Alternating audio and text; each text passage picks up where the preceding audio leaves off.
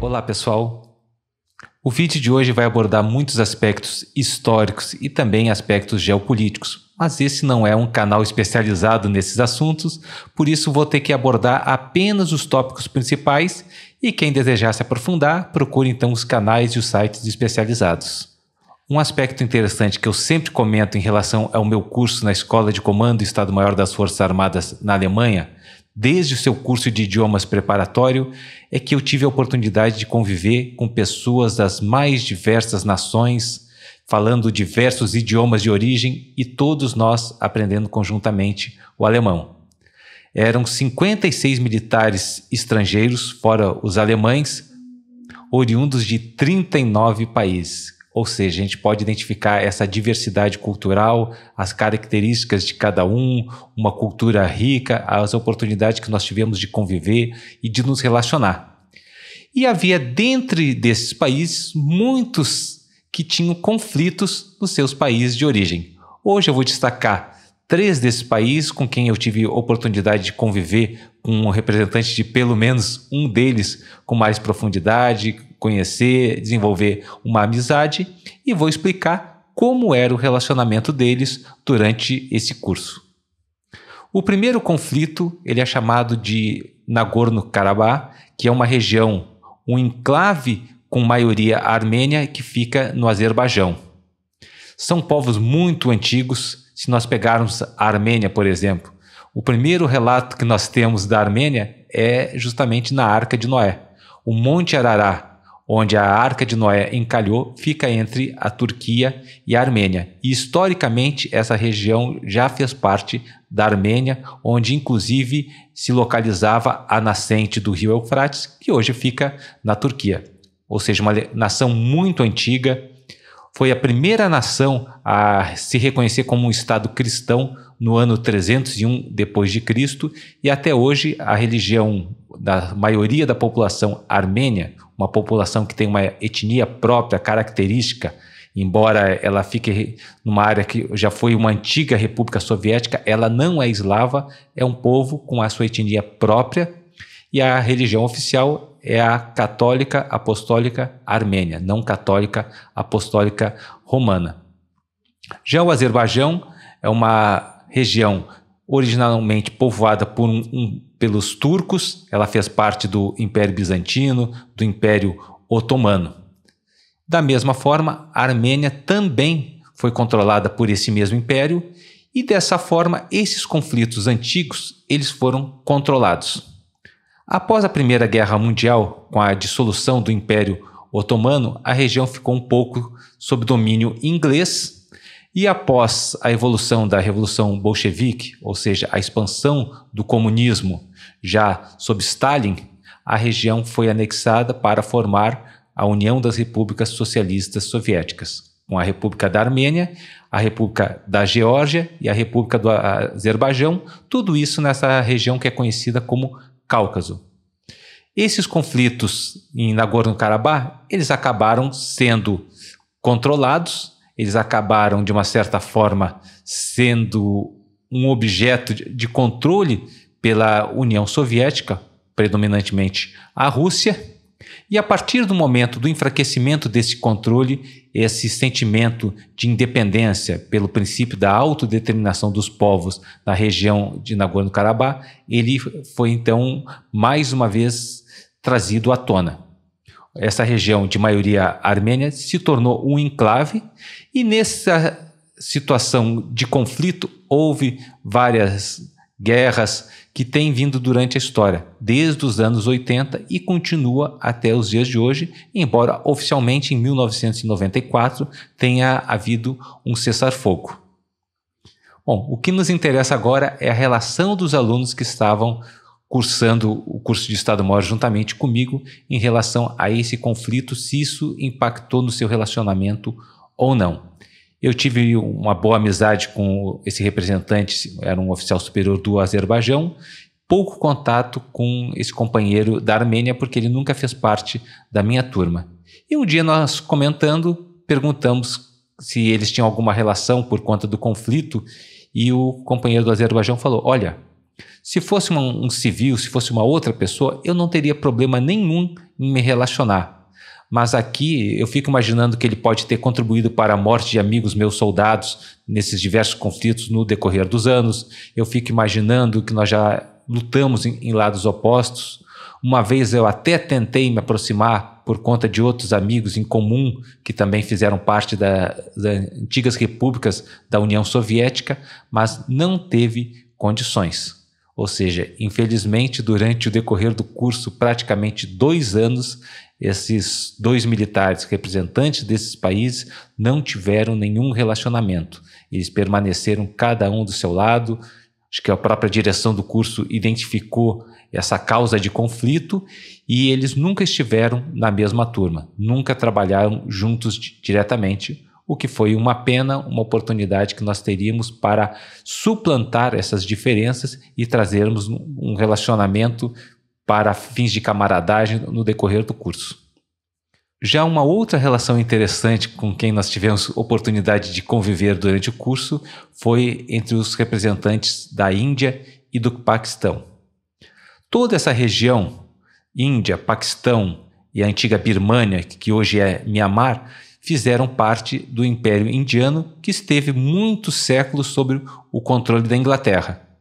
Após a Segunda Guerra Mundial, a partir de 1945 até 1947, por conta dessa visão mundial onde o imperialismo, o colonialismo não tinham mais vez, ou seja, os aliados combateram um regime tirano, opressor, totalitário.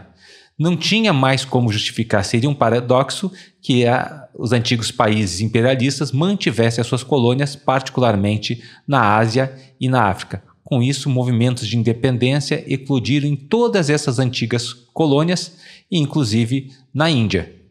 Mas estava havendo uma série de conflitos entre indianos hindus e outros que professavam a fé muçulmana, e por conta disso a Inglaterra quis dar uma solução ao seu modo de ver, nos mesmos moldes que havia feito inclusive na África, com fronteiras artificiais, linhas retas que dividiram etnias amigas, que colocaram no mesmo território etnias que eram inimigas históricas.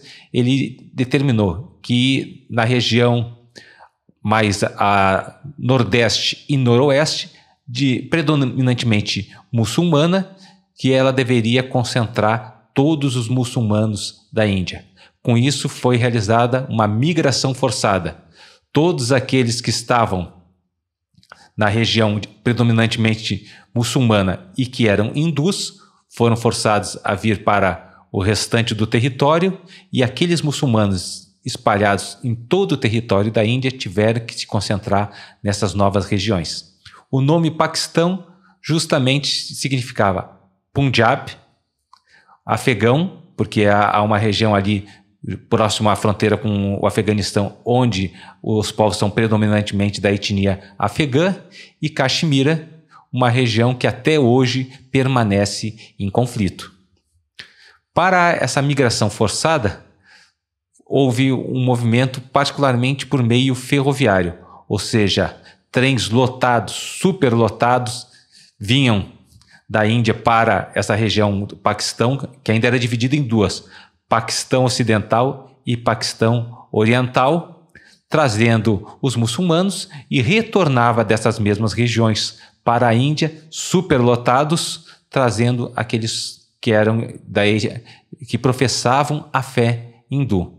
Foi um período caótico, muitas pessoas foram assaltadas, perderam tudo nas estações ferroviárias, crianças se perderam dos pais, famílias foram separadas, pessoas que não queriam sair abandonaram as suas casas, pessoas que conviviam pacificamente apesar da diferença de religião, que não queriam sair, foram forçadas. Ou seja, o homem forçou aquilo que estava historicamente sendo resolvido, que poderia ter sido resolvido por outros meios, e esse estado artificial foi criado de forma que a maioria muçulmana formou 2 países Inicialmente o Paquistão e na sequência o Paquistão Oriental, ele também proclamou a sua independência e hoje é conhecido como Bangladesh. Os conflitos na Caxemira, que hoje pertencem em maior parte ao Paquistão, continuam até hoje e são o motivo desse conflito entre a Índia e o Paquistão. Dois países com a população muito grande, dois países que têm acesso à tecnologia de armamento nuclear, ou seja, é considerado uma área bem complexa, um verdadeiro barril de pólvora por conta das implicações que podem ocorrer. Tem inclusive um vídeo interessante que ele mostra a concorrência que há para o arriamento ou a arriação da bandeira junto às fronteiras desses países. Existem outros vídeos interessantes, mas vamos assistir esse vídeo que mostra a disputa que há nesse momento para mostrar o orgulho de pertencer cada um ao seu país.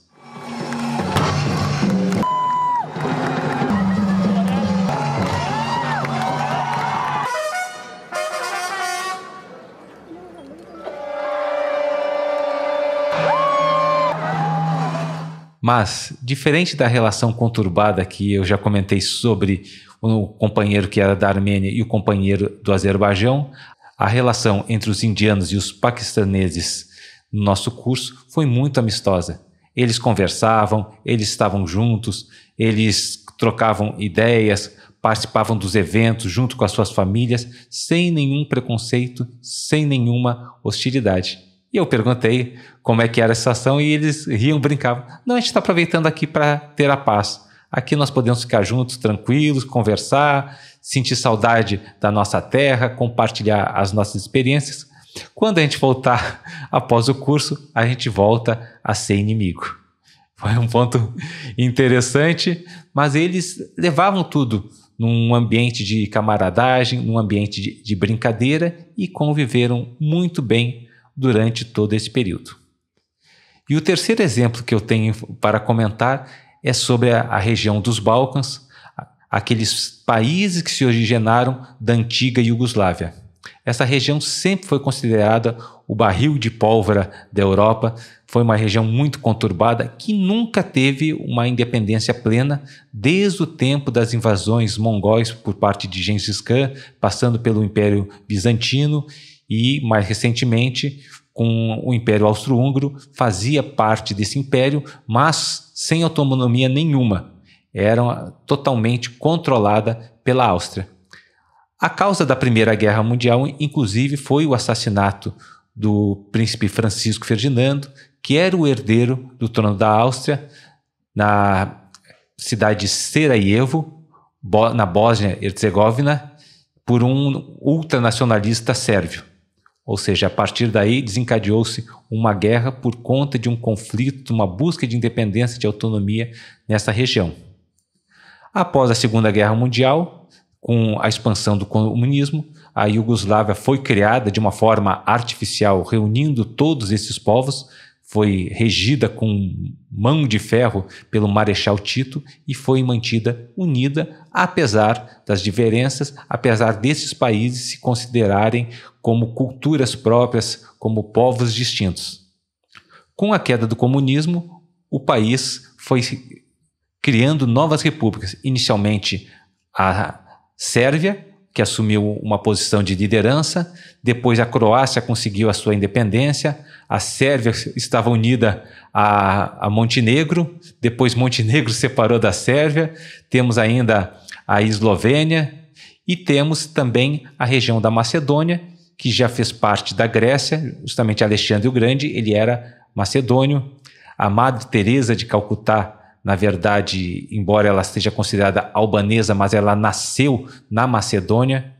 Nós temos ainda duas repúblicas autônomas não reconhecidas ainda internacionalmente, mas seria a República do Kosovo e a outra que eu não me atrevo a pronunciar, vou escrever aqui embaixo. Mas a situação dessas pessoas ela é bem interessante. Houve então no período de 92 a 95 a Guerra da Bósnia, por conta de um interesse da Sérvia de unir todos os povos sérvios num único país, e uma outra parte da população da Bósnia, que era predominantemente muçulmana, se opôs a isso. Ou seja, nós tivemos envolvidos ali todas essas antigas repúblicas, nós tínhamos bósnios muçulmanos de outros países da área, nós tínhamos os croatas, que eram eminentemente católicos romanos, e tínhamos ainda os sérvios e outros povos que, na sua maioria, eram católicos ortodoxos. Ou seja, uma mistura de culturas, uma mistura de religiões. Nessa guerra da Bósnia, a ONU mandou observadores militares, enviou tropas, e havia inclusive observadores brasileiros, e o companheiro da Bósnia que estava fazendo curso conosco comentou que num episódio onde houve um sequestro, onde observadores da ONU foram utilizados literalmente como escudos humanos, e havia um brasileiro dentre eles, ele ficou de guarda uma vez controlando esses prisioneiros e explicou que o motivo ali era chamar a atenção daquilo que estava acontecendo naquele momento das ameaças contra as suas tropas. Resumo no final da história: a ONU retirou as suas tropas, negociou a devolução, o resgate desses observadores e das tropas que haviam sido capturadas, e quem assumiu o controle foi a OTAN, a Organização do Tratado do Atlântico Norte, e a partir daí houve um combate mais intenso contra a Sérvia. Nesse período ocorreu de tudo, ocorreu genocídio, ocorreu crimes de guerra, uma situação muito complicada que depois, inclusive, houve o julgamento e a condenação do líder sérvio à época, que acabou suicidando. Bom, mas o que interessa para nós é a situação das pessoas originárias desses países. Nós tínhamos representantes dessas 6 repúblicas e, não vou dizer por incrível que pareça, porque seria algo até bem lógico, eles estavam unidos sempre. Esses aí eu posso dizer que qualquer oportunidade se reuniam, estavam juntos, conversavam, brincavam. O companheiro da Croácia dizia sempre que para o outro companheiro de Montenegro, à época, que estava lutando pelas tropas sérvias, enquanto ele estava apoiando a Bósnia, particularmente o lado muçulmano. Não, fulano de tal, atira um pouco mais para cima, tá? Não atira em mim, atira para cima. E aí eles se conheciam, conviveram muitos anos, embora tivessem disputado essa guerra por lados diferentes. Mas nós percebemos aí que aquilo que os unia, a cultura, a união até de ter serviço sobre as mesmas forças armadas originalmente na Iugoslávia, tudo isso os unia muito mais até do que essa guerra naquele período, naquele conflito, tivesse sido capaz de separá-los, capaz de gerar alguma divisão. E na palavra de Deus nós temos 2 palavras interessantes sobre a paz. Jesus mesmo falou: deixe-vos a paz, a minha paz vos dou, não vou-la dou como o mundo a dá. Ou seja, a paz que vem de Deus é uma paz diferente.